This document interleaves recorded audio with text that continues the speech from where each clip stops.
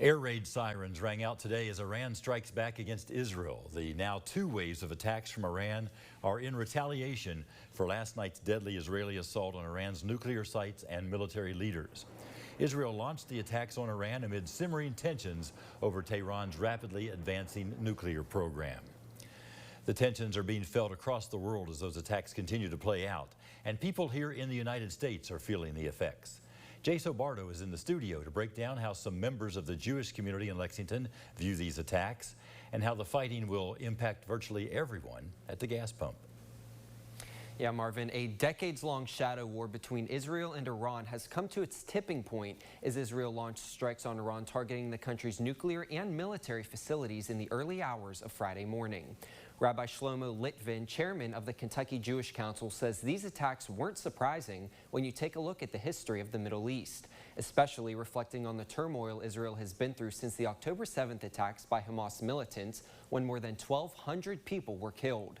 Rabbi Litvin says because Iran had been getting closer to having nuclear weapons, Friday's strikes against the country were necessary, and the Kentucky Jewish Council is standing strong with Israel.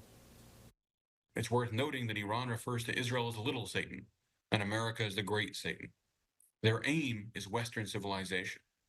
And last night, in a historic moment, Israel struck out not just on behalf of themselves, but on behalf of Western civilization, and took the greatest step towards neutralizing that radical Islamist threat coming from the IRGC and the government of Iran. While the physical toll of the attacks weighs on people over in the Middle East, here in the United States, your wallet could be taking a hit when you go to fill up your gas tank. I spoke with an expert petroleum analyst about just how much of an impact Americans will see at the gas pump.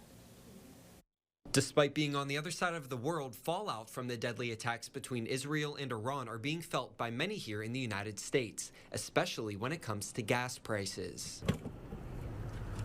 Well, so far, as Israel and Iran have launched attacks on each other, oil has surged by over 8%, climbing about $5.50 a barrel to $74. That's the highest level that we've seen in the last few months. Patrick DeHaan is the head of petroleum analysis at GasBuddy.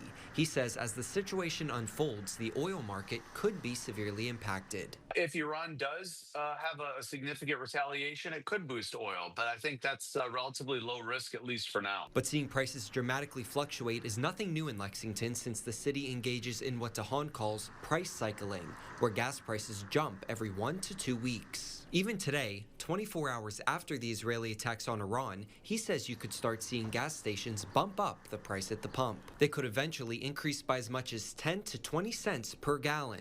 But it doesn't stop there. And it's not just going to impact the price of gasoline, but also the things like diesel fuel, jet fuel, anything else derived from a barrel of oil. So diesel prices may rise a bit more. DeHaan says oil pricing is a global issue. And despite common belief when it comes to paying more at the pump, the person sitting in the Oval Office isn't really the one to blame. Oil is a global commodity. And while a lot of Americans would like to think that a U.S. president has a huge amount of power, when it comes to a global commodity, it's really the balance of, close to 200 nations that have an impact.